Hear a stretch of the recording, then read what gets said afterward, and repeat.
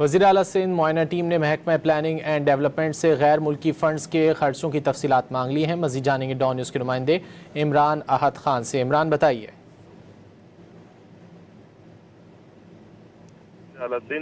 سید مراد علی شاہ نے معائنہ ٹیم جو ہے ان کی تحقیقات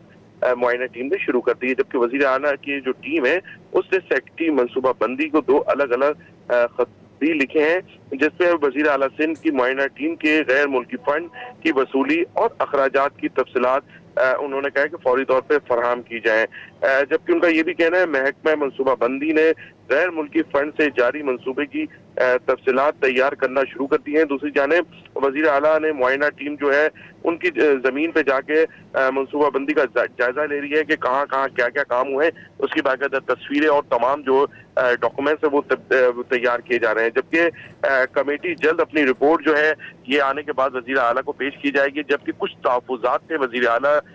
کو کہ یہ جو باہر سے پیسے آ رہے ہیں وہاں کہاں کہاں خرچ ہو رہے ہیں، کس طرح خرچ ہو رہے ہیں، کہیں ان میں کرپشن تو نہیں ہو رہی، اس حوالے سے تمام کے تمام جو ہے وہ تفصیلات کے لیے تحقیقاتی ٹیم جو ہے وہ کام کر رہی ہے۔ جی عمران احد خان، بہت شکریہ ان تفصیلات کے لیے۔